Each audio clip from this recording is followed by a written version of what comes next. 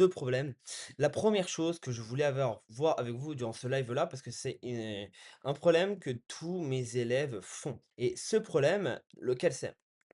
Je vais vous l'expliquer. C'est que la plupart des gens, voilà, vous allez, arriver ici et là, vous vous dites: «Ah trop bien, on a cassé un dernier plus bas, on va repartir, en tendance, baissière». Bah, en fait, au final, ici, on est en 5 minutes. Donc en fait, pour vraiment connaître la tendance avant de pouvoir prendre un trade, moi, ce que j'aime bien faire, c'est repartir par exemple sur la time frame supérieure. Là, par exemple, pendant 5 minutes, la time frame supérieure, bah, allez, on peut aller voir, sur du par exemple, sur du 1 heure. Par exemple, si on est en 5 minutes, mais en fait, qu'est-ce qui nous passe sur du 1 heure? Sur du 1 heure, on n'a pas du tout la même information. On voit que la tendance globale, on a une tendance qui est baissière, mais par contre, attention, on a quelque chose qui est ultra, important. On a la cassure d'un plus haut, excusez-moi.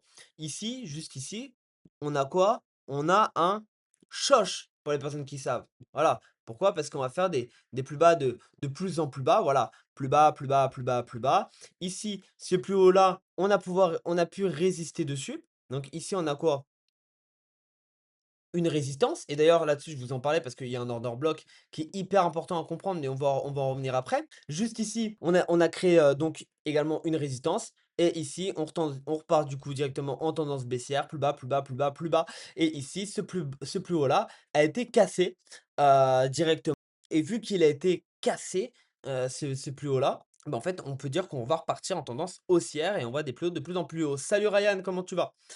Également, ici, deuxième chose que je voulais voir avec vous. Si vous ne réussissez pas à comprendre le principe d'order block, vous ne gagnerez mais jamais, jamais de l'argent avec.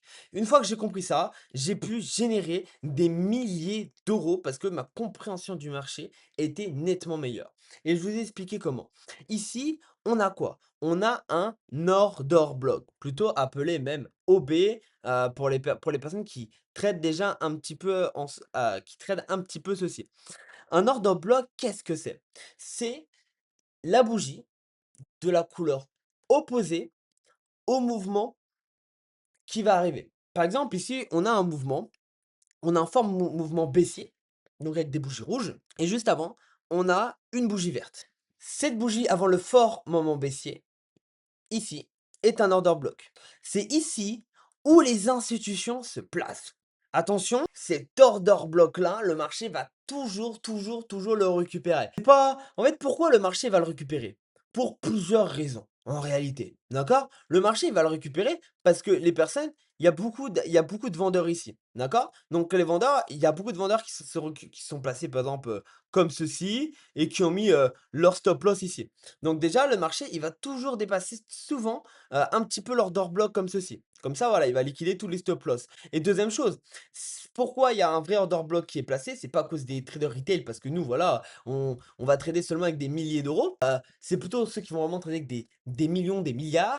Par exemple, ici, c'est tous les ordres qui ont été passés dans une institution. Ok, c'est tous les ordres d'une institution. Mais le problème, c'est quoi? C'est que l'institution, bah, elle peut pas placer tous ses ordres d'un coup parce que sinon, bah, on s'arrive à un point d'entrée qui n'était plus à 4124, mais on va arriver à un point d'entrée à 4121. On casse le point d'entrée, on casse toute la rentabilité. Donc, du coup, c'est quoi? On a placé les ordres. Et le marché après retourne récupérer donc les institutions et les trades manquants des institutions. Une fois le marché récupérer l'OB. Ici, on a toutes les positions mis des institutions et on peut récupérer le vrai mouvement qui est donc un mouvement baissier. Voilà, voilà. Ça, c'est tout du coup au niveau de l'OB. Je sais pas s'il y a des personnes qui ont des questions, par exemple, sur le live. À toutes les personnes vraiment voulez apprendre ce que c'est les OB, etc. Envoyez-moi un message en privé. Je vais vraiment vous expliquer ce que c'est et vous allez vraiment, vraiment, vraiment pouvoir avancer. À toutes les personnes qui me disent tu ne montres pas tes résultats. Je suis l'un des seuls traders, en tout cas que je connais, que j'ai vu sur la plateforme YouTube, qui live avec son MetaTrader. Quand je live le vendredi à 14 heures, comme tous mes vendredis à 14 heures, je vais trader directement avec mon MetaTrader. Vous avez mon MetaTrader et vous voyez directement les trades en direct. Et en plus de ça, je suis hyper transparent avec tous les résultats de mes clients. Et également, mes propres résultats et tous mes payouts. Et tous mes payouts, excusez-moi. Également, il y a autre chose que je voulais voir avec vous tous. Aujourd'hui, il y a quelque chose qui se trouve incroyable sur le marché, c'est quoi? C'est qu'il y a 90 des traders, qui ne sont pas rentables. OK, il y a 90 des traders qui sont pas rentables, mais vous devez savoir quelque chose. Vous devez savoir quelque chose. 90 des traders qui sont pas rentables, mais 90 ils font quoi? Font la même chose. OK? Il y a 90 des traders, mais il y a 90 qui font la même chose. C'est quoi la même chose? La même chose, c'est quoi? C'est utiliser une stratégie générique que vous avez vue sur YouTube, la plupart d'entre vous. En fait, vous allez voir des vidéos sur YouTube, prendre la stratégie, trader avec et vous allez penser que c'est la meilleure stratégie. On s'en fout de la stratégie, c'est pas le plus important. 90 des traders ne sont pas rentables, c'est à cause de quoi? C'est à cause de la psychologie. C'est pour ça que chez Qstrat, on a vu l'approche totalement différente. Donc un BOS, qu'est-ce que c'est? Est-ce qu'il y en a qui savent un peu là, ce que c'est un BOS? Un BOS, c'est simple, je vous explique. Par exemple, quand on est dans une, tendance qui est baissière, comme ici, OK? Un BOS, c'est quoi? C'est la cassure d'un nouveau plus bas, OK? Pourquoi? En fait, je vais vous expliquer tout de suite. Allez, nickel Bob. En fait, selon la théorie d'O, il y a des plus hauts, il y a des plus bas, OK? Donc les plus hauts, attendez, j'ai oublié, attends, il est où mon OK, c'est bon. OK, donc on va avoir des plus beaux j'ai plus mes raccourcis. C'est quoi ça? Si? OK, merci. C'est bon, je le trouvais pas. Donc voilà, selon la théorie d'O, il va y avoir des plus hauts et des plus bas, excusez-moi. Donc du coup, les plus hauts, allez, je vais vous les montrer et les plus bas également. Donc ici, on a des plus hauts et on a également donc des plus bas. À chaque cassure d'un plus bas, donc c'est une continuité de tendance, on appelle ça un break of structure. OK? Quand ce break of structure est créé, on va recréer un plus bas et après on va recréer un plus haut.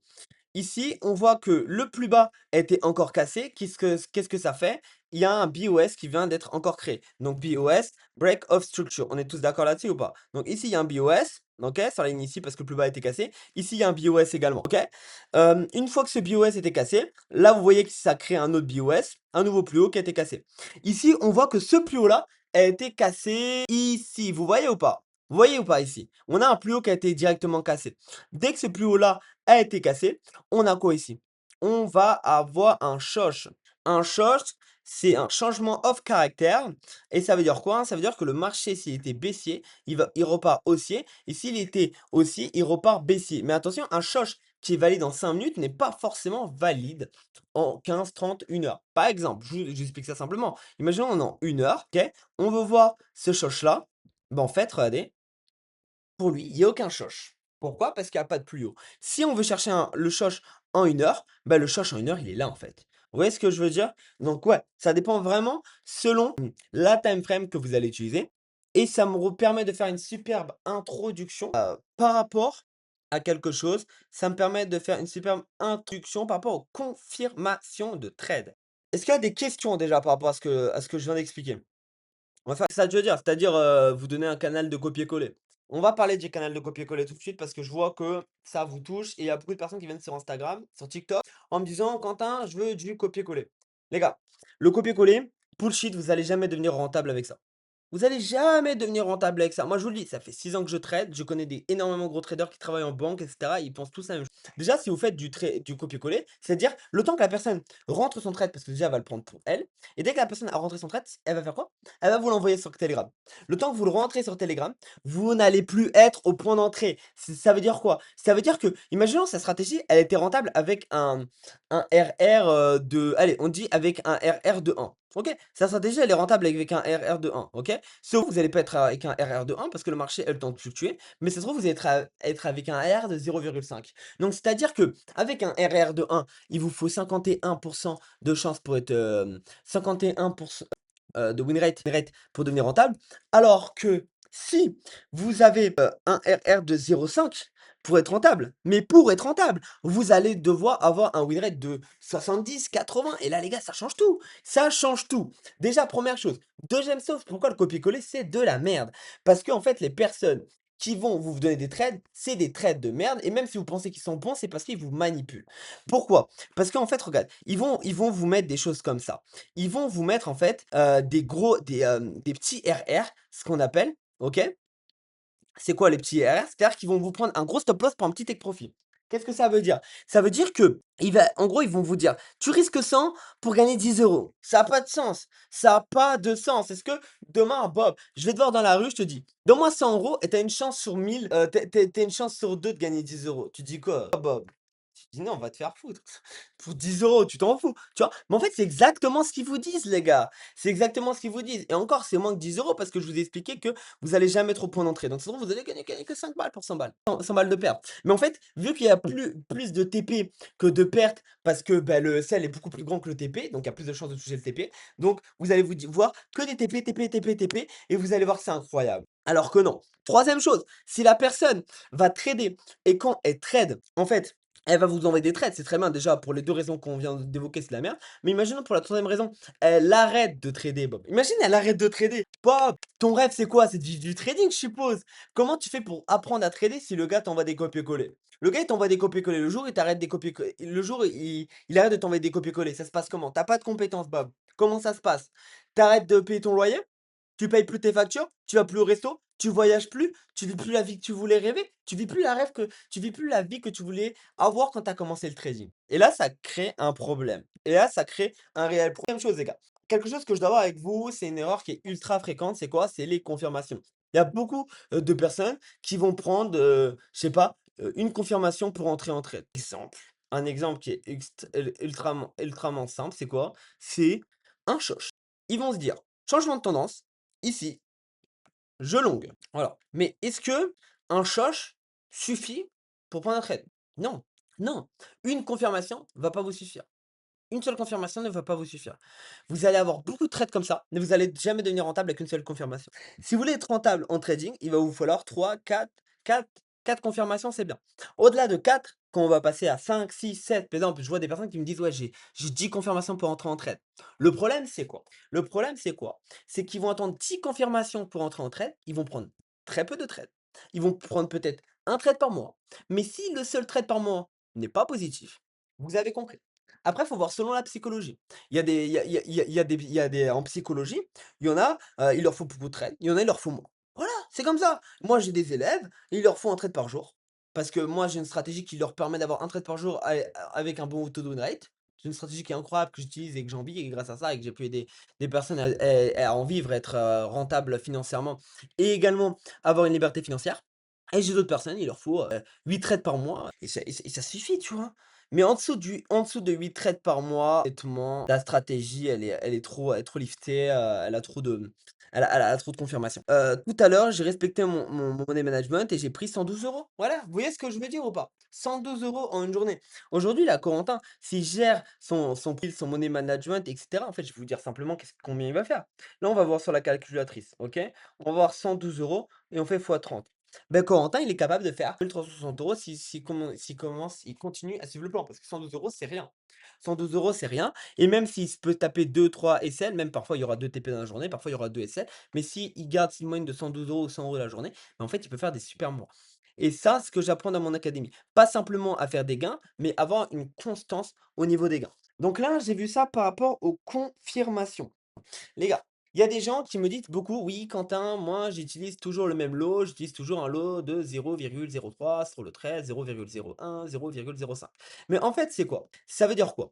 Ça veut dire que si vous utilisez un lot de 0,01, si vous avez un SL serré comme ceci, ça se trouve, vous allez perdre, 10 balles, OK? Mais si vous utilisez le même lot et vous changez juste le SL, beh, si ça se trouve, vous allez perdre 100 €. Ben non, c'est pas ça les gars, le money management.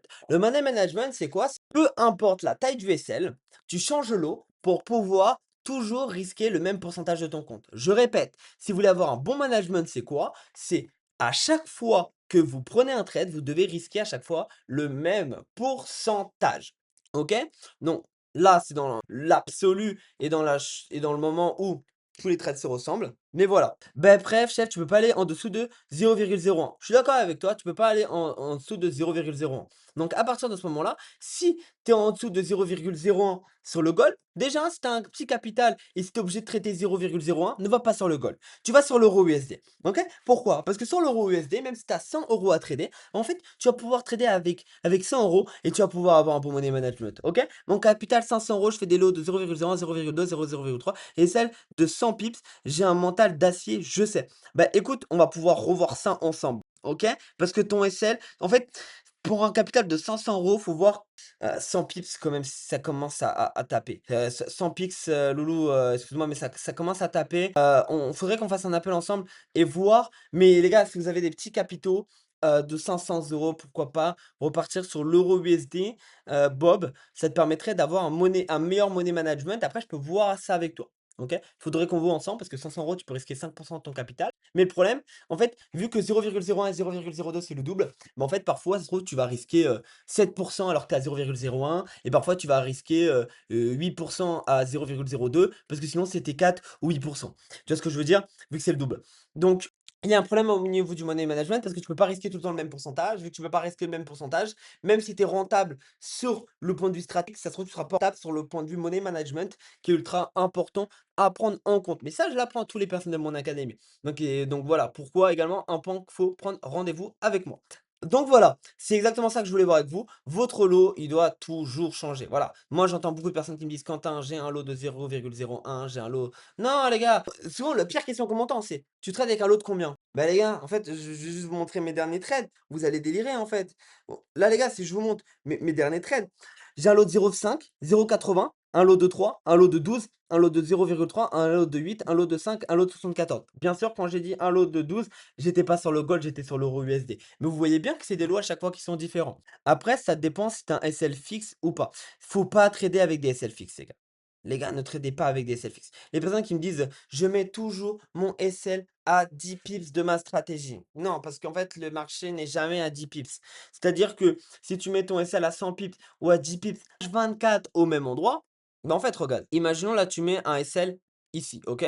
Là, tu rentres ici, tu fais: «C'est bien, je mets mon SL ici». Là, tu te dis, imaginons il y a 100 pips, OK? Je pense pas que si.